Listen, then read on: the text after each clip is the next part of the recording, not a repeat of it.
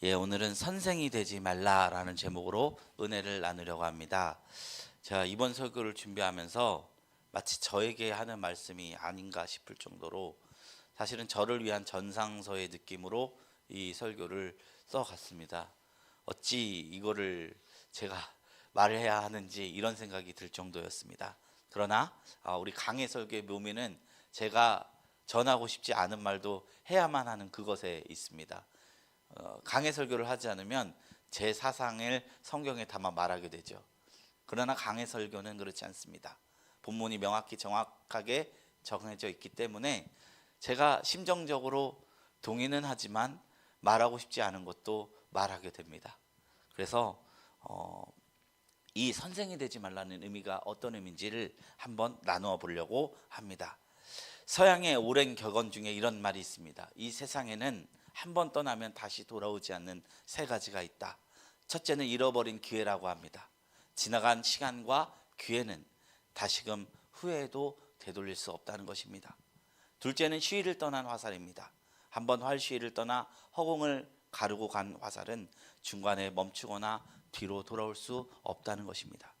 그리고 마지막 세 번째가 바로 내 입에서 한번 밖으로 내뱉어진 말이라는 것입니다. 우리는 무심코 내뱉은 말 한마디가 허공으로 흩어져 사라진다고 생각을 합니다. 그러나 성경은 우리의 말은 결코 사라지지 않는다. 내 입술을 떠난 말은 살아 운동력이 있어 누군가의 가슴에 꽂혀서 평생의 상처가 되기도 합니다. 반대로 죽어가는 사람을 살려내는 생명수가 되기도 합니다. 인간의 다른 세상의 짐승들과 구별되는 가장 위대하고 결정적인 차이가 언어에 있습니다. 사자나 호랑이가 아무리 힘이 세다 한들 그들은 문명을 만들지 못합니다. 그러나 인간은 언어를 통해서 눈에 보이는 것뿐만 아니라 눈에 보이지 않는 것조차 나눌 수 있어요. 감정을 나눌 수 있고 역사를 기록하고 예술을 창조하고 문명을 건설합니다. 이 언어를 통해서 눈에 보이는 물질 세계에 넘어 보이지 않는 영의 세계도 기록하고 있습니다. 태초에 하나님이 천지를 창조하시느니라. 이 위대한 기록이 없었다라면 우리는 하나님이 이 세상을 창조했다는 그 사실을 어떻게 알 수 있겠습니까? 우리는 언어를 통해서 하나님과 교제할 수 있는 특권을 얻었다는 것입니다. 그러므로 언어는요, 우리가 가장 많이 사용하지만 동시에 영적인 것임을 기억해야 할 줄로 믿습니다. 우리 하나님은 온 우주 만물을 말씀으로 창조하셨습니다. 빛이 있으라 하시니 빛이 생기셨습니다. 인간이 언어를 가졌다는 것은 곧 하나님의 그 위대한 창조의 능력을 우리 안에 새겼다는 것이죠. 하나님의 형상이 언어를 씀에 있다는 것입니다. 그래서 우리가 언어 생활을 다스리는 것은 단순한 도덕이나 교양의 문제가 아니라 신앙생활의 성공과 실패를 가르는 가장 무서운 영적 전투의 한복판이다라고 부를 수 있다는 것입니다. 사람을 파괴하는 것도 언어고 사람을 세우는 것도 언어입니다. 어제 제가 와이프랑 부부싸움을 했습니다. 왜 했느냐? 말을 함부로 해서. 말을 잘못 이해했어요. 제가 오해했어요. 그래서 제가 여보 그런 말 하면 안 된다 하면서 좀 선을 넘어서 막 부부 사이끼리 절대 어머니가 저에게 해주신 말씀이 혼내지 말라였는데 혼냈습니다. 선생이 됐습니다. 그래 바로 가정의 평화가 와장창 깨지더라고요. 빌고 30분을 싸웠는데 비는 시간은 20시간이었습니다. 30분의 싸움이 하루를 넘어서 용서를 빌어야만 풀리는 것처럼 이 말이라는 것은 한마디의 값이 엄청 비싸다라는 것을 저는 몸소 오늘 굳이 따지자면 깨달았습니다.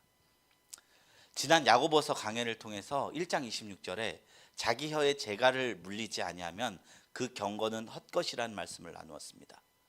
오늘 3장 본문은요, 그 1장에 그 재갈 물리라는 그 말씀을 좀 더 풀어서 우리의 혀가 얼마나 무서운 능력이 가졌는지를 아주 심대 있게 파헤치면서 적용점을 던져주는 말씀인 것입니다. 야고보서는 먼저 이 무시무시한 이 말의 파괴력을 본격적으로 다루기 전에 충격적인 명령을 던지면서 3장의 문을 엽니다. 1절 말씀입니다. 내 형제들아, 너희는 선생된 우리가 더 큰 심판을 받을 줄 알고 선생이 많이 되지 말라. 이 당시 유대인 사회에서는요, 이 선생은 랍비라고 불렸습니다. 이 랍비라는 직분은 모든 사람이 부러워하고 갈망하는 최고의 성공과 존경의 대상이었습니다. 우리 어릴 적에 부모님들이 법대 가라, 뭐 의사 되라, 뭐 그런 것처럼 유대 사회에서는 랍비가 되는 것이 최고의 명예였습니다. 그래서 유대 문헌에 이런 말조차 있었습니다. 만약 너희 아버지와 랍비가 물에 빠져 죽게 생겼다면 랍비를 구하거라 라는 어떤 그런 말도 있을 지경으로 유대교 사회에서 랍비에 대한 존경은 굉장히 특별한 그런 성격을 띠고 있었습니다. 이런 문화적 배경을 가진 유대인들이 기독교로 개종하여 교회로 들어왔습니다. 그러니까 이 사람들이 하나같이 뭐가 되려요? 랍비가 되려 하는 것입니다. 교회 안에서 그들은 은연중으로 남들보다 높아지려 했고 서로가 서로를 가르치고 재단하는 선생의 자리에 앉기 위해서 혈안이 되어 있었다는 것입니다. 고린도 교회, 고린도 전후서가 성경에 있습니다. 거기에서 보면 다들 자기가 받은 예언과 방언을 뽐내면서 남을 가르치려고 하다 보니 서로 교회가 무질서의 극치로 치달았다는 것을 볼 수 있는 것입니다. 근데 그런 초대교회 성도들을 향해서 야고보서는 찬물을 끼얹은 듯 외치고 있어요. 너희가 지금 선생이 되겠다고 다투느냐? 착각하지 마라. 선생은 존경받는 자리가 아니라 하나님 앞에서 더 무서운 심판을 받아야 하는 떨리는 자리다 라고 말하는 것입니다. 왜 그럴까요? 선생은 필연적으로 무엇인가를 말하는 자이기 때문입니다. 말하는 자이기 때문에 하나님이 더 그 많은 말을, 주워 담을 수 없는 말을 심판한다는 것입니다. 기독교는요, 근본적으로 말씀의 종교입니다. 신명기 4장 15절에 보면 모세가 이스라엘 백성에게 이렇게 경고합니다. 여호와께서 호렙산 불길 중에서 너에게 말씀하시던 날에 너희가 어떤 형상도 보지 못하였은즉 너희는 깊이 삼가라. 이방 종교들은요, 자기 신을 화려한 금송아지나 조각상으로 만들어 놓고 눈으로 봅니다. 근데 하나님께서 이스라엘 백성에게 처음 현현하셨을 때 어떤 짐승이나 사람의 모습으로 나타나지 않고 오직 음성으로만 자신을 전하셨다는 것입니다. 그리고 십계명의 두 번째 계명은 하나님의 형상을 만들지 말라고 했습니다. 나의 형상, 여호와 하나님의 형상입니다. 이방신의 형상을 만들라는 것이 아니라 여호와 하나님의 형상을 만들지 말라 했습니다. 기독교는 눈으로 보고 믿는 종교가 아니라 귀로 듣고 믿는 말씀과 들음의 종교입니다. 이러한 신앙의 토대 위에서 볼 때 교회 안에서 선생이 돼서 누군가를 가르치고 말을 한다는 것은 보이지 않는 하나님의 현존을 대신하는 엄청 무거운 사역을 감당한다는 것입니다. 그래서 어쩌면 천국에 가기 가장 힘든 직분이 목회자가 아닐까라는 생각을 저는 가끔 하게 됩니다. 왜냐하면 말을 하면 말로서 자기 자신도 속을 수도 있고, 또한 자신이 내뱉는 언어가 자신의 말인지 하나님의 말인지 구별하지 않고 말하는 경우가, 이 강단이 너무 익숙해지다 보면은 그런 경우도 생기기 마련이기 때문입니다. 자신은 내뱉는 그 언어가 사람을 죽이는 흉기가 되었음에도 불구하고 그것을 깨달지 못하고 인식하지 못하고 그저 나에게 말할 수 있는 권력과 위치가 있으니 마음껏 말하자. 그것을 큰 심판을 받는 것이니 야고보서는 절대 선생이 되려 하지 말라, 이렇게 우리에게 이야기하고 있는 것입니다. 야고보서의 이 경고는 1차적으로 강단에서 말씀을 전하는 저와 같은 목회자에게 주는 두려운 말씀입니다. 그리고 더 나아가 구역장이나 교사, 그리고 다른 성도들에게 신앙의 조언을 건네는 우리의 모두의 혀를 향한 엄중한 경고인 줄로 믿습니다. 그 다음에 야고보서는 계속해서 이야기합니다. 우리가 얼마나 이 말에 의해서 취약한 존재인지, 우리가 다 실수가 많으니 만일 말에 실수가 없는 자라면 곧 온전한 사람이라 능히 온몸도 굴레 씌우리라. 그렇습니다. 우리는 모두 말로 죄를 짓고 살아갑니다. 밤에 자리에 눈을 감고 이불을 뒤집어 쓰면은 항상 내가 낮에 그 말만은 하지 말았어야 했는데 왜 그 사람 앞에서 내가 잘난 척을 했을까? 내가 왜 이 말을 해야만 했을까? 이러면서 이불을 뻥뻥 한 번쯤 걷어차 본 경험식이 한 번쯤은 있으실까요? 저는 좀 많습니다. 저는 죄를 대부분 입으로 짓습니다. 도둑질 한 번도 한 적 없고 살인 강도 한 번도 한 적 없지만 말로 하나님 앞에 지은 죄는 다 말로 지은 죄밖에 없는 것 같습니다. 우리의 실수는 거의 다 입술에서 터져 나옵니다. 그런데 이 혀가 얼마나 통제하고 어렵고 무서운 위력을 가졌는지 야고보서는 세 가지의 비유를 들어 설명합니다. 3절부터 5절 말씀인데 말들의 입에 재갈 물리는 것이라는 비유가 있습니다. 야생마 한 마리의 힘이 얼마나 되냐 제가 찾아보니까 2톤을 끌 수 있다고 하더라고요. 성인이 20명과 줄다리기 하면 말과 줄다리기 하면 말이 이긴답니다. 근데 그 무시무시한 근육질의 무시무시하진 않지만 그 근육질의 짐승을 무엇으로 통제할 수 있느냐? 입 사이에 있는 이 아주 재그마한 그 재갈 하나를 당김으로써 말을 제어한다는 것입니다. 이게 작은 것이지만 그 엄청난 이제 근육질의 짐승을 통제할 수 있는 그런 것이라는 것이죠. 또 배를 본다면 수천 톤급의 거대한 항공모함도 거센 태풍과 광풍을 뚫고 하는 그런 배들도 결국에는 그 작은 키를 움직임으로써 사공의 뜻대로 운행하는 것입니다. 야고보서가 말하는 메시지는 명확합니다.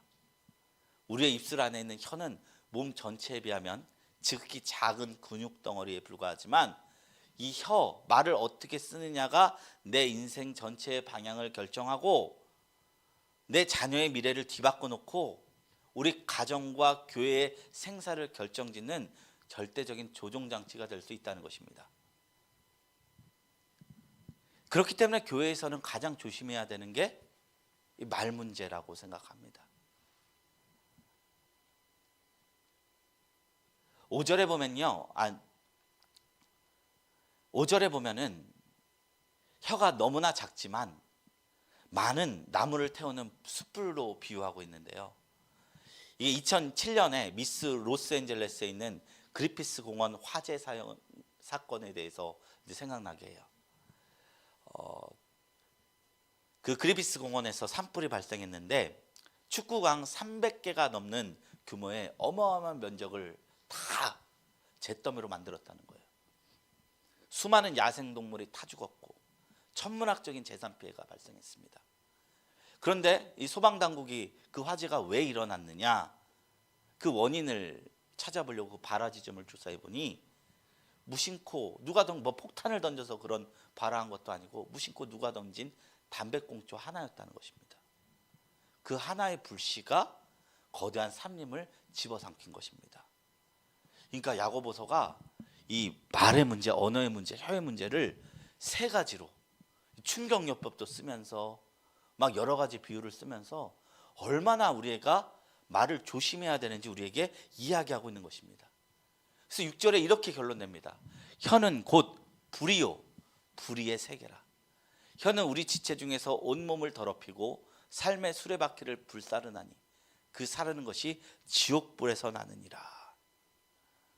지옥불이라는 표현,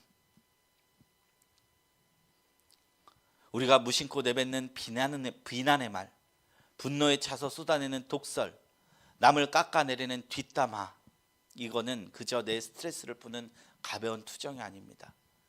이거는 지옥의 입구에서 나오는 것이라고 야고보서는 이야기하고 있습니다. 내 입술에 지옥의 아궁이를 연결해서 시뻘건 유황불을 내 입을 통해서 뿜어내는 것입니다. 그래서 야고보서는 혀를 지옥에서 사르는 불이다라고 우리에게 표현했습니다. 그런데 이 무서운 이 혀, 언어, 이거를 우리가 일상생활 속에서 교회 안에서조차 이 지옥의 불을 얼마나 자주, 얼마나 능숙하게 사용하고 있습니까? 남을 가르는 선생의 위치에 섰다고 착각할 때야말로 우리는 형제를 죽이는 일에 서슴없이 칼을 휘두르게 된다는 것입니다. 지금은 목회자가 되셔서 탁월한 말씀 강해로 많은 성도님들의 영혼을 살리고 계신 조정민 목사님이라고 아실 것입니다. 그 베이직 교회 담임 목사님인데, 그분은 목사님이 되시기 전에 대한민국에서 이제 날고기는 언론인, 그 뉴스의 앵커였습니다. 그러니까 앵커나 뭐 이런 기자들은 원래 말과 글을 무기로 삼는 직업이죠. 그래서 그 목사님이 이런 고백을 했습니다. 자기는 일평생을 예수 믿기 전에 촌철살인을 얼마나 잘하려고 노력하며 살았는가, 그것을 평생 연마하며 살았다라고 이야기했습니다. 한치 작은 쇠붙이로 사람을 죽이는 게 촌철살인이잖아요. 어떻게 하면 가장 짧은 몇 마디 말로 상대방을 당황시키고 상대방의 논리를 짓밟고 상대방의 숨통을 끊어놓고 당황하고 넘어지게 만들까, 이 말의 기술을 만드는 것을 자기의 자부심으로 삼았다는 거예요. 그런데 그분이 예수 그리스도를 믿고 십자가 은혜로 깨어지고 나니까, 목회자의 길로 걸어가게 되니까, 성령의 빛이 그의 내면을 비추게 되니까 그가 회개하게 된 부분이 바로 이 부분이었다는 것입니다. 그 화려한 말솜씨가 얼마나 끔찍한 죄악이었는지 깨닫게 되었다는 것입니다. 그러면서 그런 고백을 해요.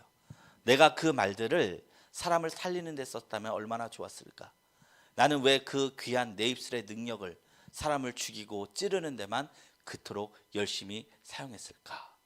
그래서 지금은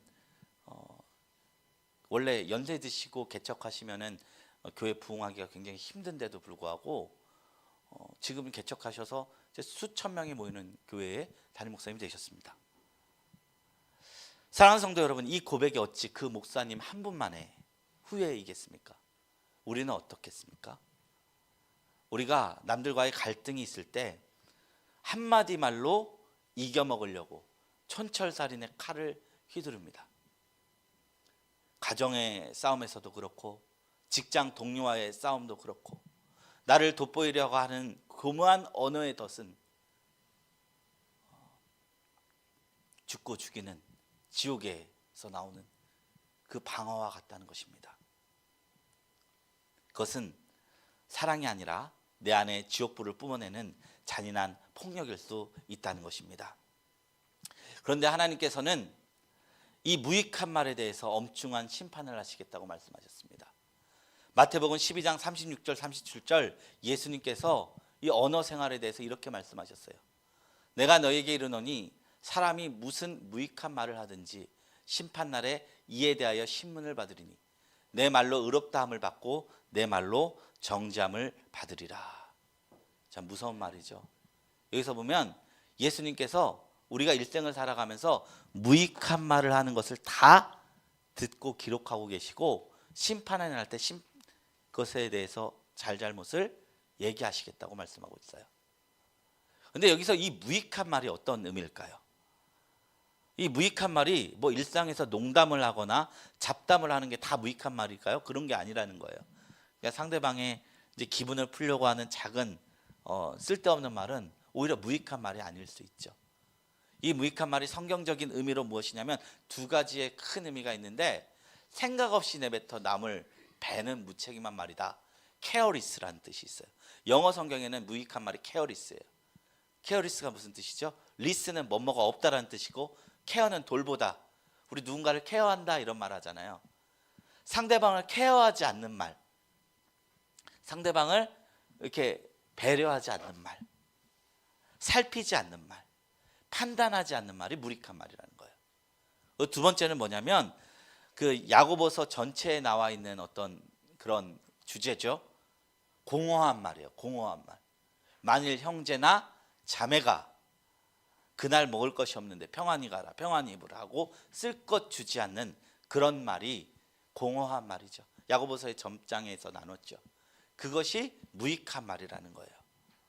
그게 주님이 장차 심판의 날에 정죄하시는 언어라는 것입니다. 하나님 앞에 주여 주여 하는데 나더러 주여 주여 하면서도 왜 내가 말하는 것을 너희는 행하지 아니하느냐. 이런 것들이 그 주여 주여가 아르고스, 무익한 말이라는 것이죠. 하나님 앞에서는 우리가 공중에 흩어져 사라지는 말이 단 하나도 없는 줄로 믿습니다. 천국에는 거대한 영적인 블랙박스가 있어서 우리가 평생토록 남을 찌르고 판단했던 그 모든 무익한 말들이 하나도 빠짐없이 녹음되어 있을 것입니다. 그리고 최후의 심판날 주님은 그 블랙박스를 틀어놓으시고 우리의 언어를 근거로 우리를 신문하시고 정죄하시겠다. 야고보서는 이런 무서운 말을 하고 있는 것입니다. 우리는 누구나 뭐라 할 것 없이 말로 죄를 짓는 시한폭탄을 가슴에 안고 살아가는 사람들입니다. 그리고 말로 짓는 죄는 결코 가볍지 않습니다. 오늘 본문의 야고보 사도가 그토록 선생이 많이 되지 말라, 선생된 우리가 더 큰 심판을 받을 줄 알라 피를 토하며 외쳤던 이유가 바로 여기에 있는 것입니다. 그렇다면요, 우리는 이 말씀을 듣고 아주 깊은 절망에 빠지게 될 수 있습니다. 야고보 사도도 8절에서 분명히 말했습니다. 이건 능히 길들일 사람이 없어. 길들일 수 없고 우리가 일평생 주님 나라 갈 때까지 우리조차 길들일 수 없는데 쉬지 않는 악이고 죽이는 독이 가득한 것이라고 얘기하고 있는데 우리가 입술을 아무리 꽉 깨물고 수양을 해도 인간의 힘으로 이 혀를 완벽하게 통제하고 다스릴 수 없는데, 그런데 심판날에 하나님이 그걸로 우리를 심판하신다면 우리 중에 누가 지옥 불의를 피하여 구원받을 수 있는 자가 있는가? 그런데 이 말씀을 다시금 복음의 빛 아래서 조명하셔야 한숨 이렇게 순환이 돼요. 야고보서가 이토록 무시무시하고 극복할 수 없을 것 같은 혀의 죄성을 우리에게 적나라하게 고발하는 이유는 무엇일까? 우리를 겁주고 영원한 정죄의 사슬로 무겁게 옥죄어 절망에 빠뜨리기 위함일까요? 결단코 아닙니다. 이 말씀의 진짜 목적은 내가 얼마나 주님 앞에 철저한 죄인인지를 깨닫고 두 손 들고 십자가의 은혜 앞으로 달려가게 만들기 위함인 줄로 믿습니다. 우리는 예수 그리스도를 믿고 구원받은 이후에도 말뿐만 아니라 행실에도 너무나 실수가 많고 혈기를 참지 못해서 남을 상처 입히는 실수투성이의 죄를 짓고 살아갑니다. 그럼에도 불구하고 예수 그리스도는 어떠하셨을까요? 주님의 십자가 앞에서 율법의 요구를 이룰 수 없는 죄인들을 위해서 대속제물이 되셨다고 하셨습니다. 십자가의 용서가 우리 안에 있기 때문에, 그렇기 때문에 이 경고 앞에 우리가 자유함과 경외함으로 나갈 수 있다는 것입니다. 내 죄의 본질이 얼마나 끔찍한 지옥의 성격의 것인지를 직시하고 그 경각심을 먼저 갖고 내가 싸워야 할 죄의 실체가 무엇인지 직시하기 위해서 야고보서는 우리에게 이 말씀을 준 것입니다. 우리는 구원받았습니다. 십자가의 보혈로. 그러나 그 이후에 우리가 죄와 싸워야 하는 과제가 있는데 그 과제를 잊고 살아갈 때가 많죠. 나 구원받았으니까 그냥 마음대로 살아가겠다. 용서해 주시니까 그저 그 용서 아래서 내 죄를 마음껏 누리고 살아가겠다. 그런 태도로서 성경은 용서를 이야기하지 않거든요. 그리고 죄에 대해서도 그렇게 얘기한다는 것이죠. 성경이 말하는 거룩함은요, 어떤 완벽한 목표 지점에 도달하는 것이 아닙니다. 성인이 되거나 마더 테레사 같은 사람이 되라 라는 것이 성화의 의미가 아닙니다. 하나님을 향해 가는 방향성이 성화입니다. 우리의 육신을 입고 하나님을 향해서 조금씩 뚜벅뚜벅 한 발짝이라도 걸어간다면 우리는 이미 거룩한 삶의 성화의 삶으로 살아가고 있는 것입니다. 우리가 육신을 입고 있는 한 우리의 언어 생활이 100점 만점이 되는 완벽한 지점에 도달할 수 없을지도 모릅니다. 때로는 여전히 혀의 재갈이 풀려 실수하고 넘어질 수 있을 것입니다.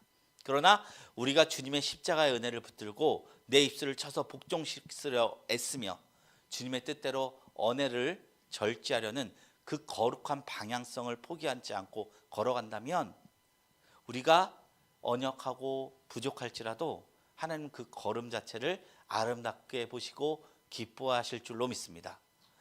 야고보서는 내 혀를 완벽하게 통제할 수 없음을 인정하고 다스릴 수 없기 때문에 내뱉기 전에 한 번 더 절제하라고 우리에게 권면합니다. 그것이 신앙생활의 경건이라 이야기합니다. 그래서 예전에 이제 기독교 수도에서는요 반드시 있었던 훈련 중에 하나가 묵언 수행이 있었어요. 그래서 저녁 식사를 먹으면 다음날 아침 식사 시간이 되기 전까지는 철저히 하나님과 대화하고 말을 하지 않는 훈련을 했다고 합니다. 그 훈련을 통해서 우리가 우리의 생각을 얼마나 말도 안 되게 우리 입술에서 우리의 정제되지 않은 생각들이 입술로 나가는지를 느끼고 언어 경건을 좀 다스리는 훈련을 했다는 것이죠.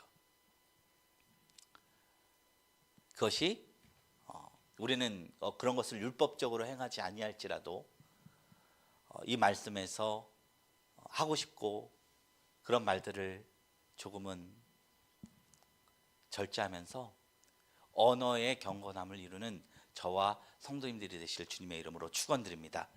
마지막으로 야고보 사도가 1절에서 선생이 많이 되지 말라고 경고한 데는 단순히 말을 많이 해서 실수하는 것을 경계하려는 목적도 있지만 그 이면에 있는 인간의 깊고 어두운 본성을 체크하는 것도 있어요.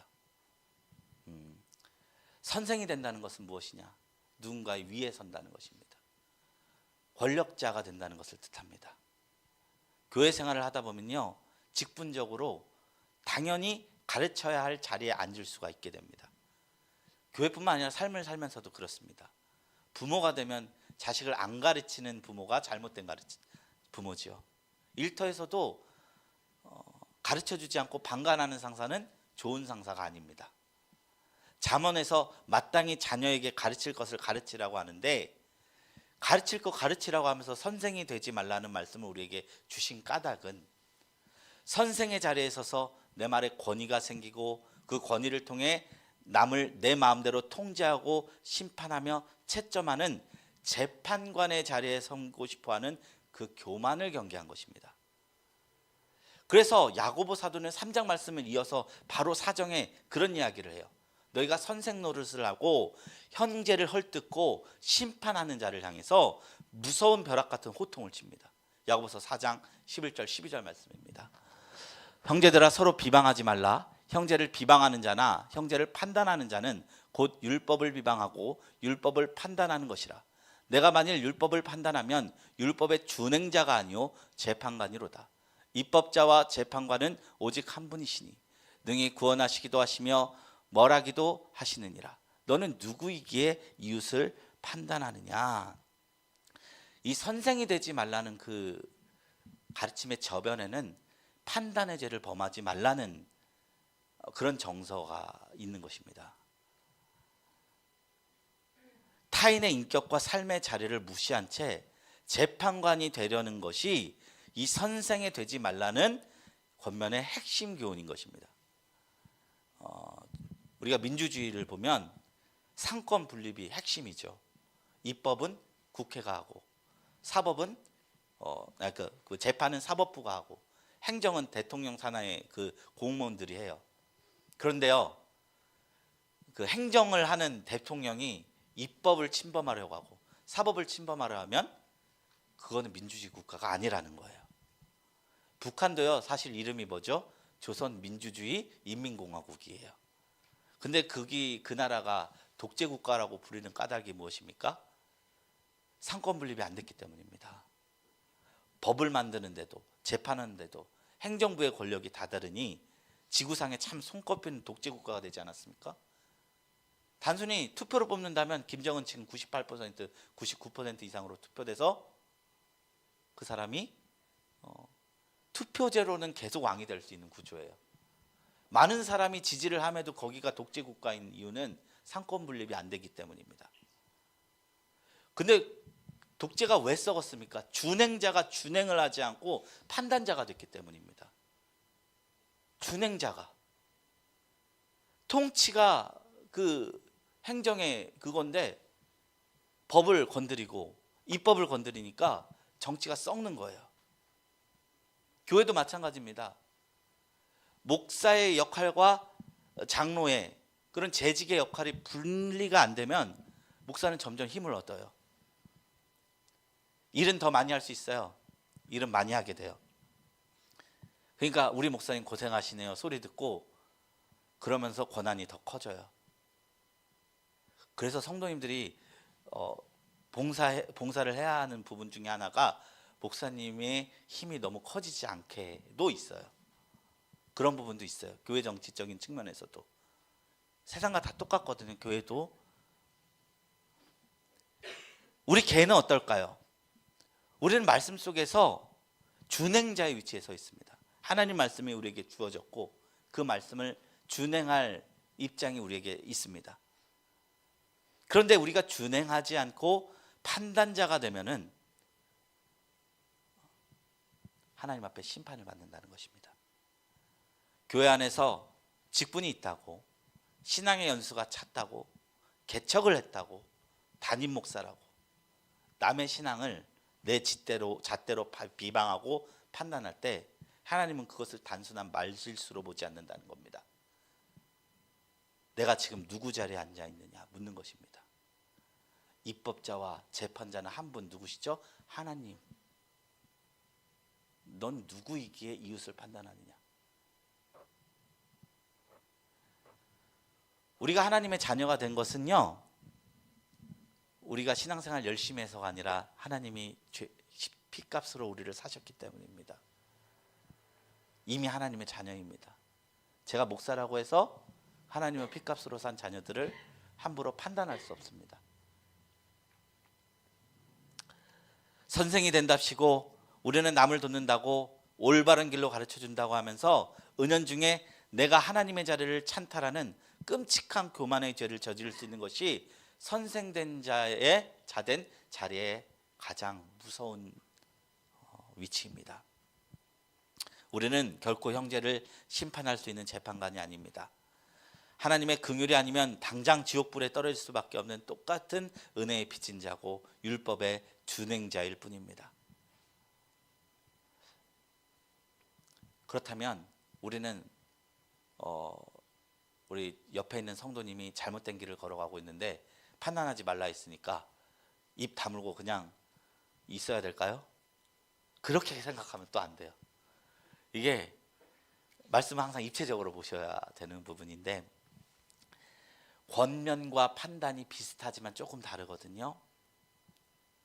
성경은 형제가 죄를 지으면 사랑으로 권면하라고 가르쳐요. 권면과 판단을 가르는 기준이 뭘까요? 사랑입니다. 사랑이 담겨 있으면 그 권면이에요. 사랑이 빠지고 시기심과 미움이 담겨 있으면 그것은 판단이에요.